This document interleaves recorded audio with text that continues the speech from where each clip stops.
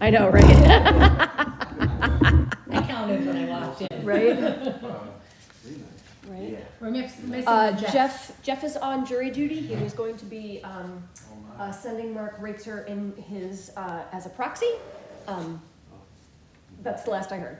Sounds good. Sorry, I'm a little late in terms of just I was putting off the. I was wondering where this was. Yeah, thank you. What are there, seven board members or is it 9? There are currently 6 with an open seat. If you're interested. Thank you for volunteering. Actually, Crystal did ask me, and I said, well, no, I live in Bruceburg. I cannot. No, you can move. No, I'm not doing so. We work here at City Hall. I work here at City Hall. There's some Reinhardts in Jamestown. My son is a police officer. He lives across the street from me. Yes, he does. Yep. And the Facebook page is perfect. He enjoys that. Oh, it's. Yeah. Awesome. What did they say? Community services office, excellent. Which is kind of nice because I was on Friday and not all the other stuff. Shifts and stuff, although he does often fill in for people. I can't wait till they repeal the bail reform law, so I don't have to keep reading this defendant was released under the bail reform law. Are they done that? I don't know. I don't think so. Kathy got reelected, so Yeah, they might tweak it a little bit, hopefully, but. I hope so. It's unfortunate, and then what's his face and PA got elected, John, what's Fetterman? Oh, yeah. He wants to let everybody out. That would be interesting. He tries. Well, that parole board he was on, he, every time there was a vote, he consistently voted to let her out. So, I mean, granted, there still probably are some that should not be incarcerated. Yeah, giving judges a little discretion would be. Absolutely, sure. Let them look at the history and, you know, if someone is a repeat offender, then give the judge the discretion to say, hey, you know what, we're gonna hold on to you for a little. Are you taking notes, John?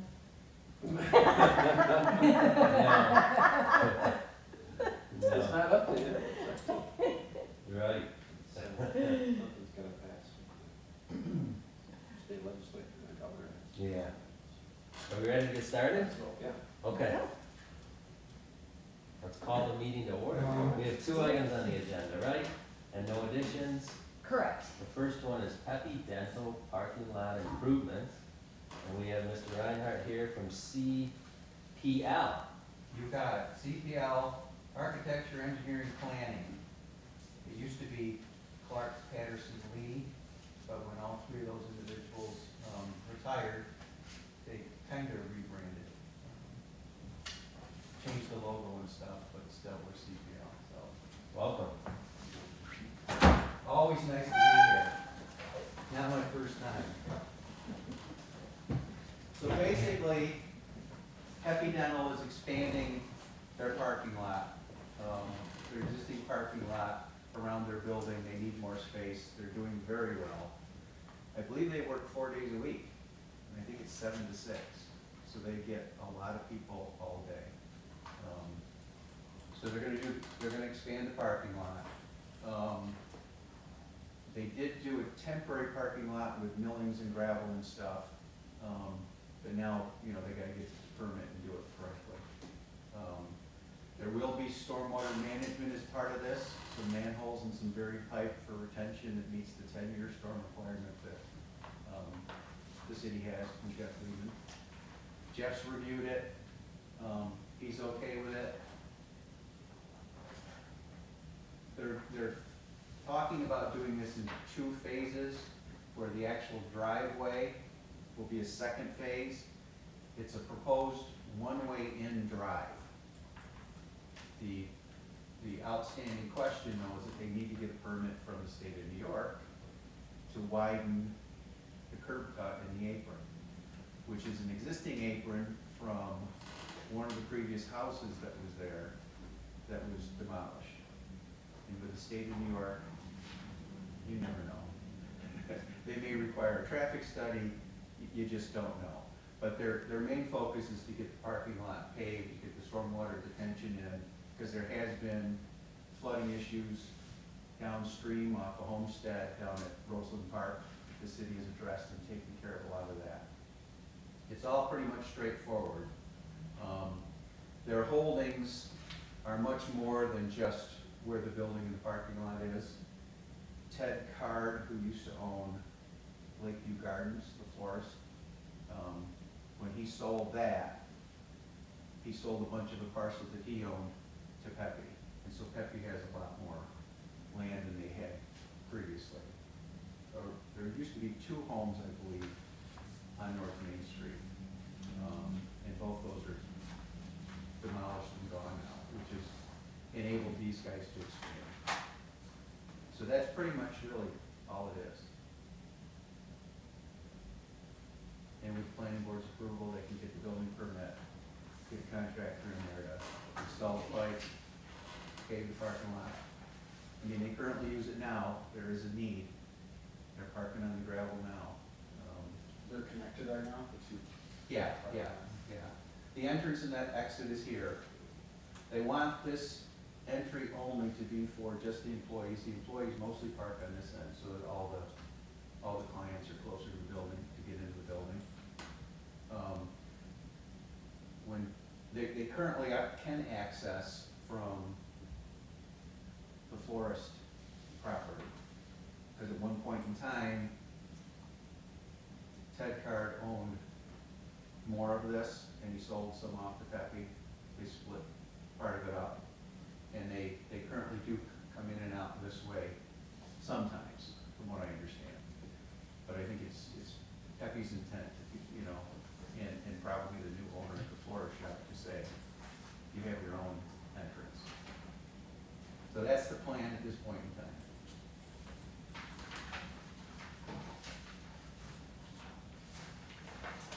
Any other questions? Homestead Avenue, which is behind the property where the drainage is gonna go, is that mostly a paper street? Yes, that is a paper street. And there's a little diagonal A line. little farther south, there are a couple of homes, yeah. But the city does not have any internal drainage system on that road that I know of. The water will be collected, taken into a couple of catch basin manhole structures. There's a control structure on the downhill slope.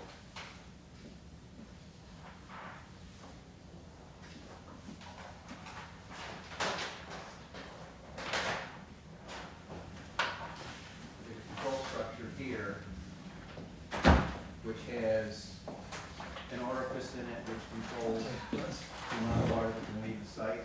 It forces the larger pipe behind it to fill up and retain that for a while, and then slowly let it out.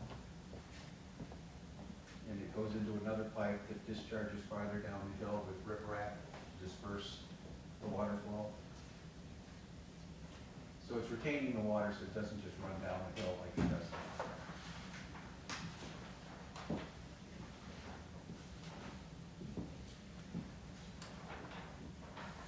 So currently drainage under the parking lot is paved here.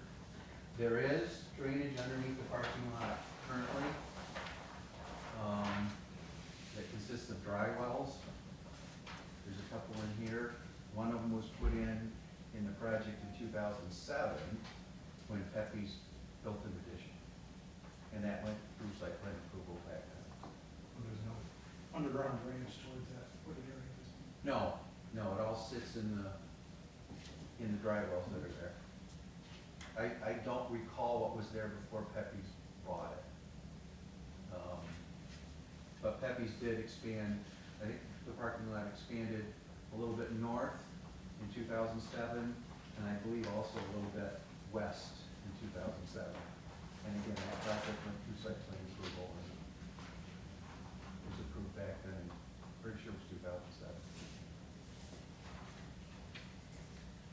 And as you can see, there are parking cars there. That's an image from April of this year. Google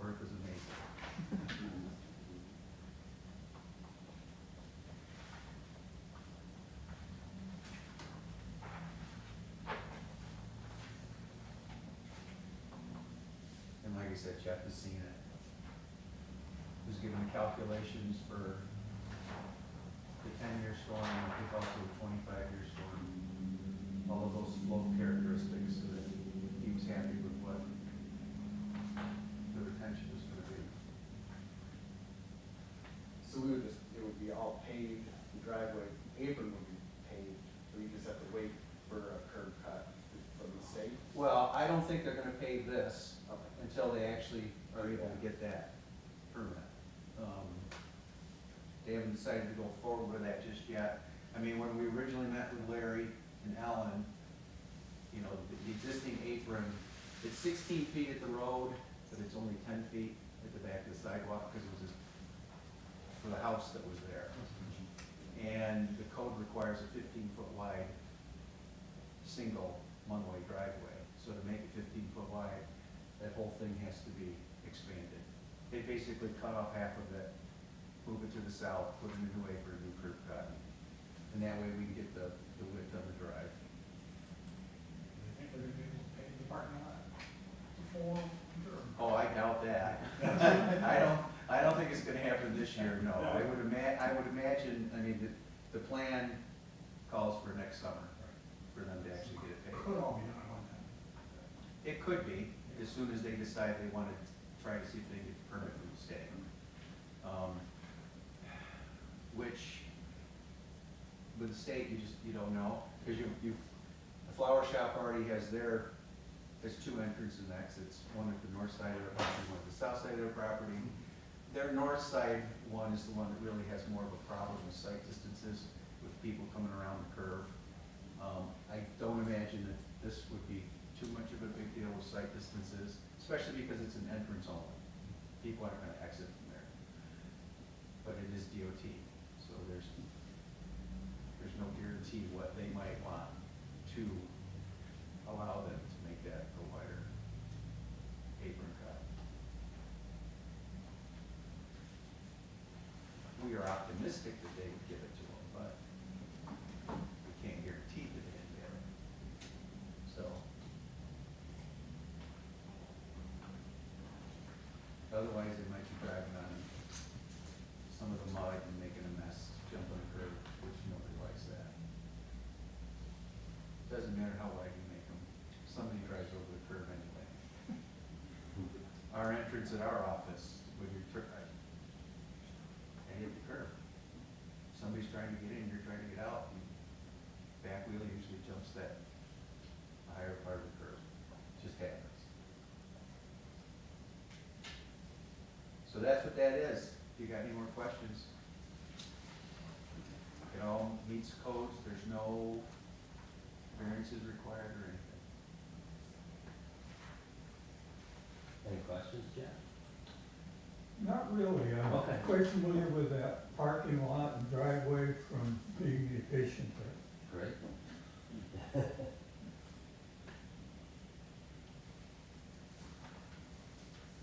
Is there anything noteworthy about the environmental assessment form? No, there are brownfields or cleanups, but that's all done on Washington Street. They're noted in the short form EAF, and it's also within proximity to, of course, the historic district on Lakeview Avenue, but immediately in the area, there's nothing that it affects.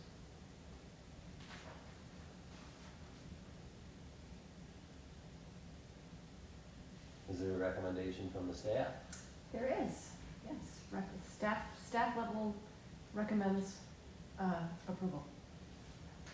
Any further questions? Is there a motion to approve the short form EAF? Motion by Mike, second by Jeff. Any discussion? All in favor? Any opposed?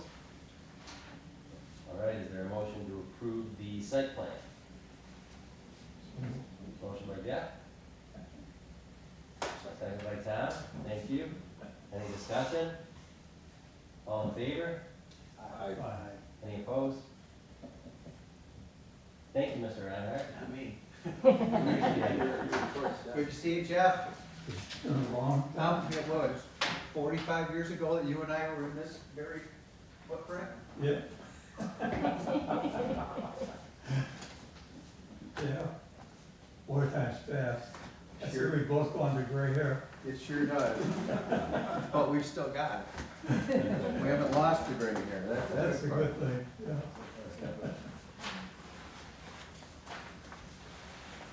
They never go in as easy as they come out. No, All right, thank you. thank you. Thank you. Now I'll get out into the cold. Come on, it's northeastern United States. Where we live, that's where we live. Thank you. All right, thank you. Thank you. Second item on the agenda is discussion of LPO and CLG materials. Thank you for providing those to us. Sure. There was quite a lot there. Yes, I can't say I read every word, but I looked at everything that you sent Can't over. imagine. Do you wanna say anything or ask any questions or? Well, I What just would really you want to like to open do? the floor to questions or comments from the commissioners. The lens that I look through is that the materials certainly echo my position on things. They certainly reinforce how I perceive things. So to a certain extent, they're self-evident, but to someone else, they are not self-evident. So if there's clarifications or challenges, you know, things that you've read that you want to push back on, those, you know, there's certainly opportunities to do that. No, I copied the East Aurora's Mm-hmm. plan. Is that the one, is that the one you like to model ours after, or are there just parts of this? Well, it that- is, to the extent, so I don't know to the extent that you've put the draft ordinance and East Aurora's ordinance side by side. You'd see a lot that is mimicked, mostly because it reflects the state's template. And then East Aurora has certainly done extensive work on also making it as unique to their needs as possible. And on that note, I haven't heard from everyone if they are interested in the field trip. to East Aurora. I am. Yes, I heard from you, yes. When do you anticipate that would happen? Well, my first job was just to gauge interest and then to go to the mayor, and he would be able to kind of set something up with the mayor of East Aurora and their Oh, historic commission oh. otherwise, so to have. That'd be great. Yeah, to get some things from the horse's mouth of people that have been, you know, on the ground implementing a preservation ordinance for some time, as to, I'm sure they have endless stories to offer, good, bad, and ugly, so, yeah. But to your comment, Tom, there's things that are pretty standard about it, again, just following the state's template. So I guess the short answer is yes, it would resemble that, mostly because they both resemble the state template. Yeah. The main thing that has been included in the current draft is a section for demolition by neglect, which was also, I think, brought one of them with me. So the Citizen's Guide, if you remember that one, there's a section in here on demolition by neglect. So these materials state, many ordinances include affirmative maintenance provisions to prevent this. And again, they're just, you know, affirmative maintenance just means that there are ways to, they've got wording to enforce maintenance, and rather than just leave the property owner to their own devices, particularly if it's a historic landmark. I don't know how that operates necessarily, if it's just a contributing structure in a district as opposed to a standalone landmark. But that section is probably the most unique, that is not part of the state's template, that is in the current draft. Yeah, it seems like we talked about, okay, somebody needs to fix something up and how they should do it. Mhm. This seems to be saying, see these problems, we see neglect, then we can, maybe I'm reading this, but we can order that be done? Is that what this is suggesting? I think that's essentially what it's saying, but I think also in terms of it moves downstream from what it is on paper, there are always opportunities for a property owner to respond to a directive that may be coming from a town or city ordinance. So there's always an opportunity for a property owner to respond in a way that challenges what might be on paper. So it's never absolute. So for example, and again, this covers many things, but something like that, if the property owner has an economic hardship and can prove that the economic hardship is not self-inflicted, and they can demonstrate that there are really no viable ways to meet the directive in an economic way, so there's always an opportunity for the property owner to respond to something. One of the things I liked about the way that these things were presented Mm-hmm. is that if we're gonna save an old building and we want that to be a feature, it's so important that we might say the architecture of the buildings that are around it don't, or tend to, add something to the area rather than looking like there's a fight in the area with one kind of an approach against another. Right, that's mostly where the design standards come in terms of addressing a district kind of identity or character. Yeah, but if that character, and that's being done though for, what you might say, the masses of people. If it's, you can end up, if it doesn't look right and everything is reasonable coming into that area where this is, that it will be not as well received and used. Well, to offer a current anecdote, which isn't really specific to the LPO, but in terms of preservation efforts themselves, we've learned of a new property owner at 52 McKinley, which is in the Forest Heights Historic District.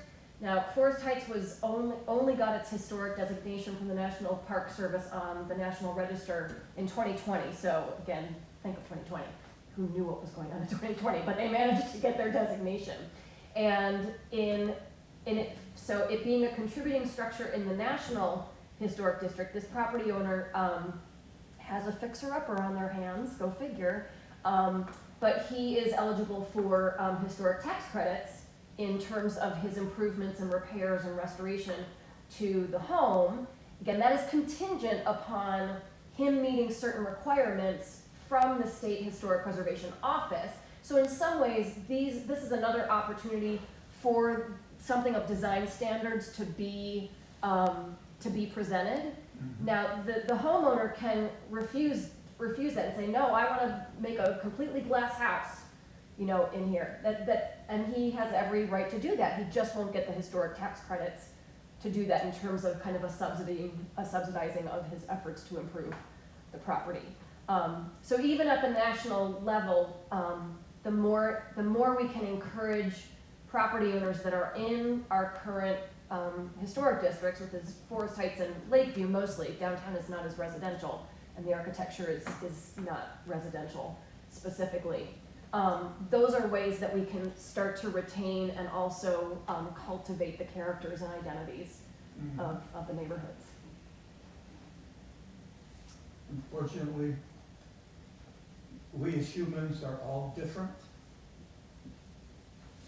And you can have a lot of different attitudes towards just about anything that's built in combination with anything else. And you kind of got to walk that path that somehow joins those things together. Well, I think Jeff had a good word. He used we, me, referring to us as a community wanting to preserve historical structures. And I think people will be more receptive if there is a carrot, if there is help support financial rather than just punitive, which is how I read this, as sort of the government telling people what they can and can't do. But if there's a carrot and there's financial, I don't care if it's a grant or whatever the city Right, and the wants grants to are do. available through the certified local government programs. But that might get them to be more willing to comply and to do things that will protect and preserve a historical structure on their own, instead of sort of being like coerced or forced into it, which is sort of where I think this is leaning towards.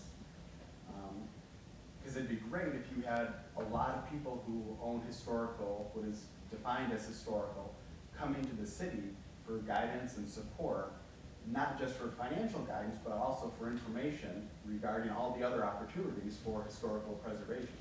And I just think that you'll get a much more positive result and response if there was something in there.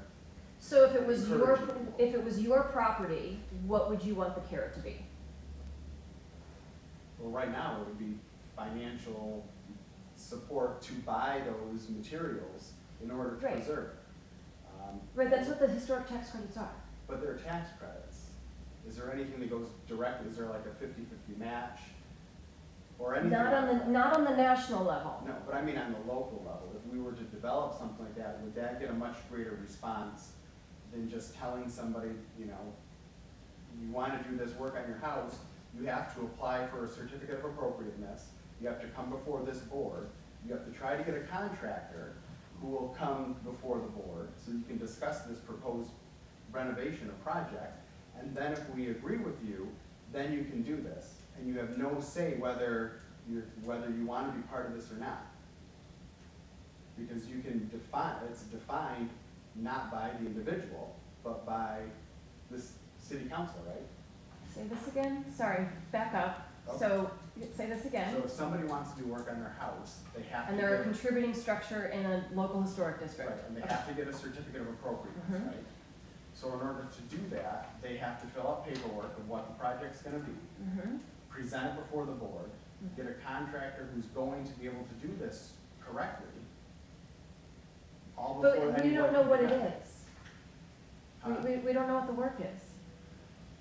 But it could be I- anything, no matter what. Right, the that's work what I'm is. saying. So, I mean, it's a whole range. Because what I hear you saying is that If they don't do this, they can't do the work then. we don't know that. But There's that's what I'm there's saying, always an there's- opportunity for the property owner to respond. So if there's an opportunity for the property owner to say, I can't find a contractor to do that. I can't find a contractor to do it in an economic way. So I am submitting my form of economic hardship in complying with these guidelines. But why would they bother to do that at all? Why would who bother to do what? The homeowner, why would they even bother to say, to even approach the city instead of just finding a contractor, saying, I want to do this, do it, and just totally ignore the city? Well, What they do would that be- anyway. I mean, That's what I mean, but That's the what goal we're is to doing get now. people involved. Yeah. yeah. Like, if that's the I goal, get what then you're saying, you wanna make them involved, but Like- you don't want them to be jumping over so many Yeah, I guess. hurdles or hoops or to make it, Well, I think this is why it's important to go yeah, see what happens in East Aurora. yeah. So if East Aurora says, oh yeah, we've got 2,000 hoops you have to jump through, and everybody loves them, you know, or if they say, oh, we don't have any hoops, I don't know, why would we have hoops? I've heard that when I was studying this in law school 10 years ago or 12 years ago or whatever, I think, if I remember correctly, the federal tax credits are 20% of whatever the project cost is. And I think that the state matches that if they're comfortable with it, such that you can get 40%, 20% from SHPO, and 20% from the federal government. At least that's how it used to be. So that's sort of a carrot, but And that What- already what- exists, so what we Mike's already have saying that is opportunity. that that's not as good as having cash to cover half of your project or 40% of your project or whatever, because it's tax credit. And it's only good if you have taxable income, I guess. But I guess one disconnect that is worth noting though is you can theoretically have a property that's been designated as historic, right, by the city council, and that property may not be in a historic district. A Correct, federal right. historic There can be a district. standalone So- structure and then contributing structures within a district. So theoretically, you could have a structure in the city that says that a homeowner owns, single family, and it could be designated by city council such that all these regulations that we're talking about applies, right? So they have to jump through the hoops that we're talking about, but they're not entitled to the tax credits because the property hasn't been designated by the federal government yes, as a historic right. property, right? Right, yeah, So it has to be. that's not necessarily, even if it is a carrot, it's not perfect, but Right. that being said, I don't see why city council couldn't say, hey, we're not gonna designate any property that hasn't been designated by the federal government as historic or isn't located within, because then we're asking these homeowners to do all sorts of things and there's not even a tax credit we can give to them. So that's a possibility, right? The city Sure. council could take Yeah. that approach. Yeah, But I understand what Mike's saying, and there are homeowner programs like Paint Jamestown and the neighborhood revitalization programs. It would be great to couple this effort, maybe is what Mike is sort of saying, with a parallel effort done by JRC or whomever, where homeowners had some help. Because as we all know, anybody that's worked on a house anytime recently, it's expensive. And that's using basic materials. That's not using Hope's windows or whatever windows are the period windows. I mean, you put vinyl windows in your house and it's $1,500 a window or something crazy like that, $2,000 a window. So in any event, I understand some of the concerns and maybe it'll be eye-opening to us if we talk to our friends in East Aurora. I think it's a great idea to talk to a community that's done this before we jump into anything, right? yeah, Yeah. yeah. My concern still is, when you talk about, contractors, little materials are expensive. Try to get somebody to come to your house, Yeah. and little somebody that has the expertise, if we're gonna match, certain spindles or architectural elements, that's what I'm concerned Right. about. And I've been in Yeah, workforce development, and You're tough. absolutely right. These are worst case scenario hypotheticals. Absolutely. Yeah, and one thing that we're fortunate to have is Stockholm Institution, and the contractors there do have to jump through a lot of hoops to meet their historic designation there. So I think they're pretty familiar with that. But they have the manpower to help us. That's Yeah, I give you a weird example of what happened with my brother-in-law owns like a 1970s condo, and they ordered vinyl windows, but the windows were falling out like that. So they start putting them in, and then the building inspector comes and says, you gotta stop, you didn't get a permit to do this, and you need to put in wood cladding because you're in a historic district. It's not an historic building, it was built in the 1970s, so why would they have to do that? So my sister-in-law had to go through a whole series of hearings to that, to finally get a permit to put these windows in that they'd ordered and paid for. So it can be a little onerous. I think Life it's- is complicated. I think it's also gonna be a hard, good luck getting people to serve on this commission, telling their neighbors, hey, sorry, you gotta do it this way. It's like, it seems like they might be giving out a lot of hardship. Well, I But- think a lot of it is in the messaging. And so if the messaging is, we are here to make life as difficult for you as Yeah, possible, right. that's not gonna, you're Yeah. not gonna get a lot of buy-in with that. But if the message is, we are here to help the community put its best foot forward in its valuable building stock, and looking at our building stock as an asset. It's the oldest building stock in the region, and on the one hand, you could say, well, that's a huge liability, because just look at the condition that most of them are in. And that's certainly, that's not an inaccurate way to look at it, but it's only one way to look at it. You can also look at it that there are huge opportunities. Yeah, and And I that- also think that it will incentivize, investment in neighborhoods, right? Yeah. And hopefully attracting people to wanna live here, because there's definitely an attraction to, oh, I'm buying this house and it's in a historic neighborhood, or it's next to these 2 or 3 other properties that are designated historic. I mean, I feel like that's the sort of Right. thing that would be attractive. The maybe to property a- owner that purchased 52 McKinley, purchased it because of the specific architecture of the house and the surrounding neighborhood. Yeah, it's funny how you said that, how, because usually I remember hearing Mayor Tracy say, we're the oldest building stock in the country, and it was like, oh. I know. But you flip that. You flip it. And I think of, house my daughter bought on the north side that is, it's, wow, they don't make them like this anymore. It's gorgeous Right. woodwork and the kind of construction that they just, you don't see. So, Yeah. there is an attraction. One thing we've got, I think, is an advantage now, if it stays this way. With these kinds of questions and that come up for, let's say, neighborhoods, we've got some really great writers that have been showing up in the Post-Journal and in a lot of other things that I've been reading. And it's kind of like saying, or maybe I'm hoping too much, but it's kind of like getting away from the complaining about everything that's there and kind of leading new directions to make situations better in many different ways. And I've read several articles lately in different papers and online where this is leaning towards how buildings are designed and what neighborhoods are about, getting along with your neighbor, all those other kinds of things. There's a real effort going on to try to, I think, massage current people's ways of thinking back to what it might have been. We'll go back to the time of the Joint Neighborhood Project, and Jamestown is one, and the other is the Urban Renewal Project. There's a lot of thinking as to how do we rework the community, and so that everything that we do still all works together, even though there's differences. In other words, let's become more complicated again. I don't mean to be negative on it, but I mean, it's part of what you have to go through to get it done.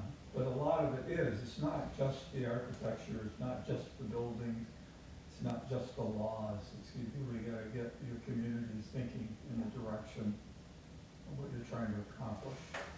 Yeah, if the perception of the ordinance is that it's just more rules to impose on people, who would ever buy into something like that?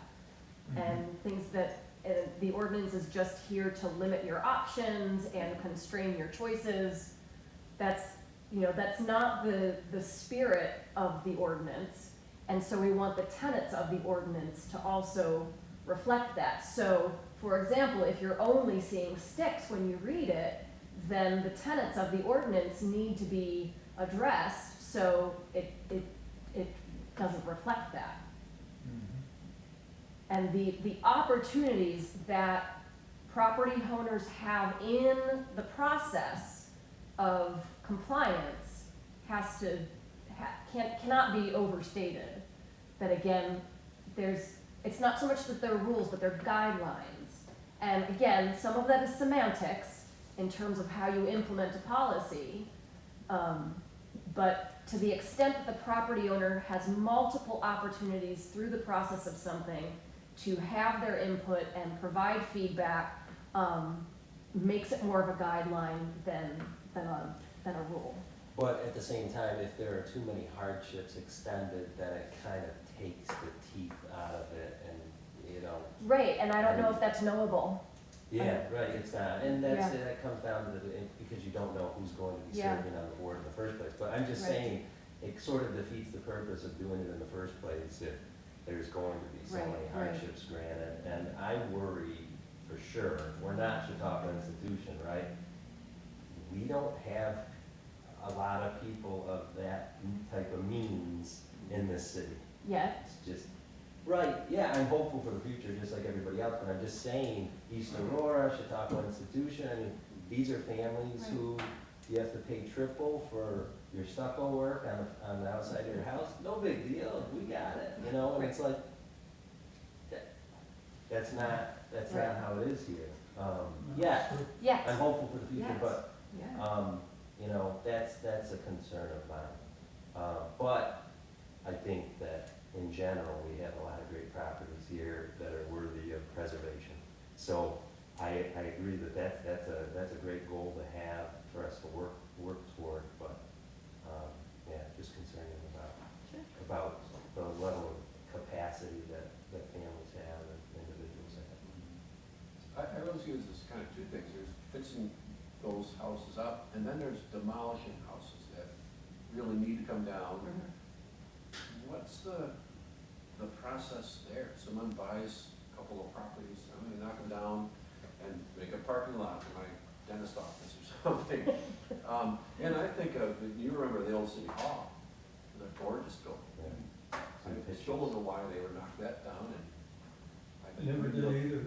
I can remember, because when I first became part of the city, we had the old building, so I would come to meetings and everything here, so I got to know it in even more depth. And I thought, jeepers, this is really great, you know, I always liked it even as a kid, I mean, it was really great, but. So what does our plan look like for, someone wants to knock down a building that is in that historic, is it historic site or a historic building or? So I believe in the draft, there's also a section on demolition delays. And again, in terms of a standard demolition delay, I can't say that I've found one. I've found municipalities that have demolition delays as short as 3 months and as long as 18 months.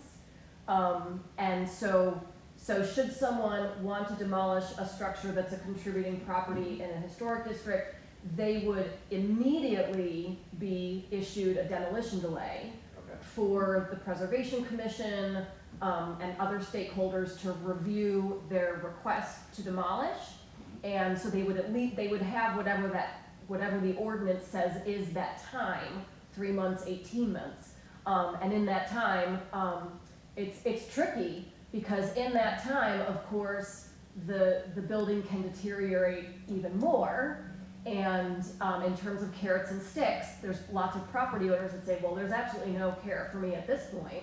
Like, I'm just gonna wait till it falls down itself, and then I don't have to worry about demolishing it. So it's always tricky, But in a preservation context, typically any property owner looking to demolish a property that's a contributing structure would immediately be issued a demolition delay, however long or short that is in the ordinance.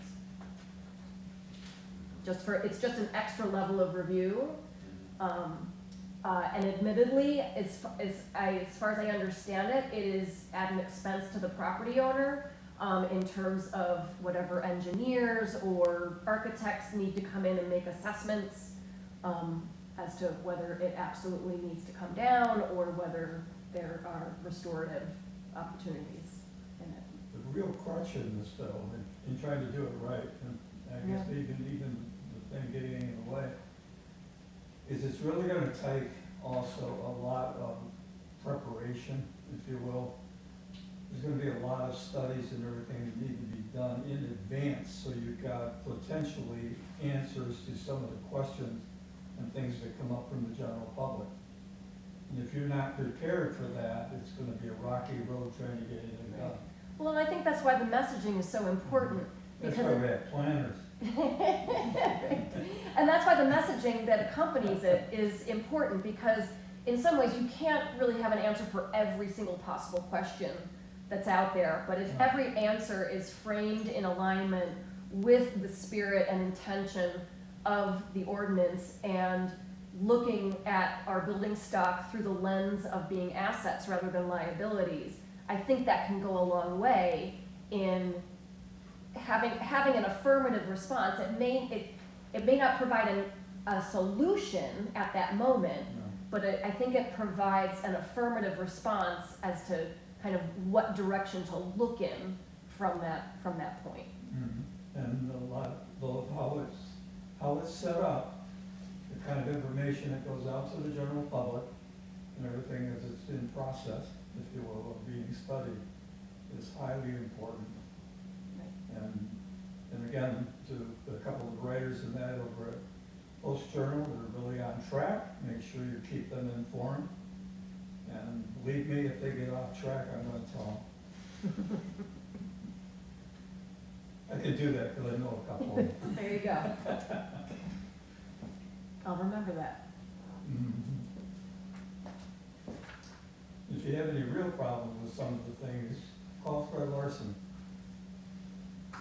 I say that in the sense of the editorials that he's written lately and put out. You can tell he's a deep thinker and a broad thinker. He can also be a pain in the neck. That goes for all of us. Is there anything else? This was a good discussion, I think. Yeah, I think so. Well, I have a question about the Broadhead property. Mm-hmm. What's going on with that? There was water damage inside and. Mhm. Yeah, I don't know any more than that at this point. I know the current property owner, that has kind of been on their last nerves with the property owners, discovered it, and I haven't had any updates from that, and so in some ways, you know, the clock is ticking in terms of, you know, how much the city can intervene with a private property owner. You know, these are property owners that are current on their taxes.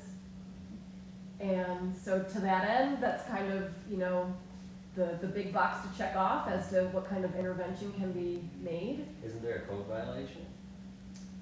Mhm. Yeah, but not much that can be done. Well, you know, in terms of the property owners live in the Virgin Islands. Yeah. So in terms of carrots, there's not a lot of carrots for them to, the only carrot they're interested in is, you know, a purchase offer that meets their requirements, which they haven't received. And they have tenants in the building? No, Oh, no, they- the property's vacant. Were they gonna let you tour it? No, I haven't connected with the property manager. So when I connected with him during our architectural tours, we came this close to getting permission from the property owners to go in, and then that fell through at the last moment. And when I asked him the most recent time with the water to kind of, can we see for ourselves? He said, I don't know, they're probably not gonna, you know, be too receptive to that. I haven't heard from him. Was their decision due to maintenance and repair, or neighborhood, or why did they?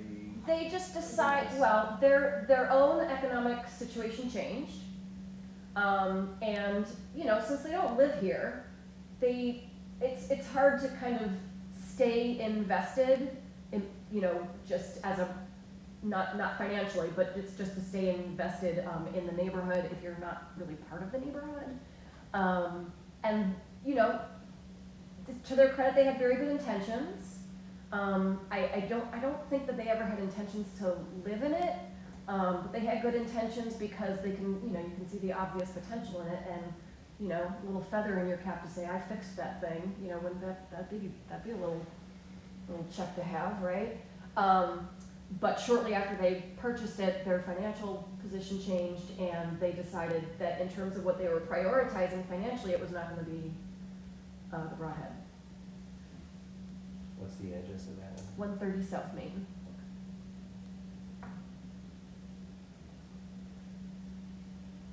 Is that in the Forest Heights district? It is. So the property owners would be eligible for tax credits, but again, not enough of a carrot. And if there's a realtor that has it on the market now, or? So their property manager also does real estate brokering as well. And the short story is they're asking above market for it, and they're holding out for something that they shouldn't be prioritizing. You know, they want to make their money back kind of thing. Is it set up as a single family still, or Yeah. is it? Make a great law office. Right? Or a second home for you, John. I Little would carriage like house it. out I've back. always liked that house, I've walked by it thousands of times, I know. and, there was one time that it was, you know, something was coming up, and Yeah. I thought, gee, I'd really like that, even though it's not quite the neighborhood I wanna live in, I'd love the house. It should be a standalone landmark itself, but even that you need permission from the property owner to submit that Is the and leak put that fixed? forward. Say again? Is it the leak fixed? Is it? Oh, I doubt it. I mean, I haven't heard one way or the other, but I doubt it. Yeah, if there, we had this, LPO, could we then force them, in this situation, if we had this, Depends what's in the Could we then- ordinance. If there's a section in the ordinance that, there is, we could then say, you have to maintain this house, Yeah. even though you don't live yeah, there. what they refer to as affirmative maintenance, so. Mhm. Yeah, so being proactive in the maintenance of the house rather than reactive. The other thing you can always say though too is, gee, we understand that you think this house is worth quite a bit more than what we have to assess that. We've considered your kind of thinking and so on, and yeah, that may be right, so we're going to raise the, value that you be paying taxes against. Yeah, That you could could get be- it both ways. Yeah, that could, you know. But Mike's not a fan of the punitive actions. But I've this is also where been a I real can estate say broker, orders. so I've heard Right, a lot right, of talks right. like that over the years. Right, right. But if you said, hey, I'll contribute $500 as a community to help replace this roof, would you be interested in doing that to preserve the property? And maybe that's enough of a carrot to do it, Right, you know, I mean, that's, yeah, that way they're willing. right, to- right, yeah. It's just hard to know what a carrot is for one person may not be a carrot for another. And that's where this commission could have a Yes. conversation about that and say, Yes, hey, oh, yeah. we control these funds, you know, what will it take to get this fixed so we Right. don't lose this property Right, because of its historical significance? Because it is a beautiful house. I mean, and well, and restored, it would it's be got lots of really- Jamestown history in its walls and on its floors and the And stones it's that are preventing it from taken getting in. to the state where it's in too. I mean, if the prior owners would have done routine maintenance, it wouldn't, Right. probably wouldn't be in this state of disrepair. Right, When I look at a house like that though in the city, and then, I think it's somewhat of being a realtor for a lot of years, but I love to tour also working in the city and planning and everything, I love to tour the city and just look at what's going on. And I do it quite often. And I drive through different areas though, and I think, boy, this could be with, well, it was over behind First Lutheran Church. And there's a lot of houses that are really in trouble there. And there's one of them that's sitting there with a sign on it, that basically it's been condemned in some way. mhm, So I think, gee, for Jamestown, we got $1 million to tear down buildings. Get this out of this neighborhood.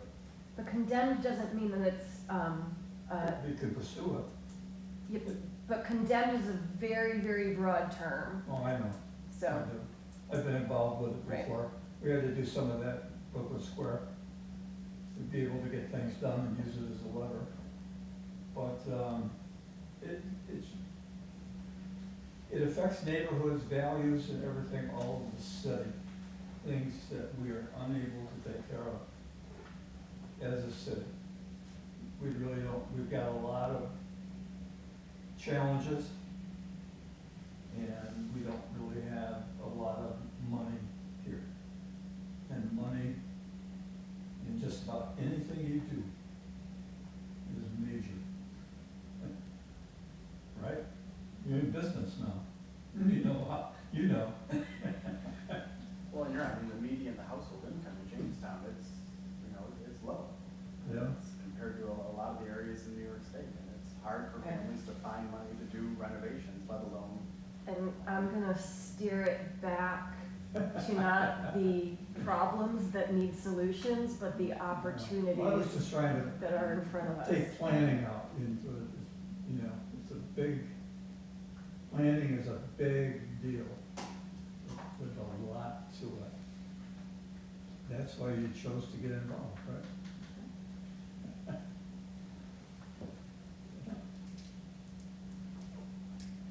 Anything else? All right, as a closing note, I am going to talk to the mayor and share and an affirmative response that, yes, please connect us with East Aurora's Historic Commission. And Are you thinking a Zoom meeting or actually I think the intention was a field trip. field trip? Oh, yeah, I think the intention was, but given the season we're moving into, who knows what that might look like, so I think we should leave the door open to whatever that might be, or even if we need to wait till spring, who knows? Will be spring before we know it. This is good. This has been a subject that I've seen and heard and participated in for a long, long time with regards to some of these buildings and that we have, and how do we cause them to be put in a condition, including sometimes the landscaping around it, to really show it off. Because it says something kind of nice when you drive through Jamestown and see something like that. It stands out, much different than the average building on the street. And it's a positive. So it's important to keep these things up. I've felt that for years. Plus, I had a whole bunch of guys that I was working with that all felt that way, especially the architects. Okay. Is there a motion to adjourn? So moved. Thank you. Thanks, everybody.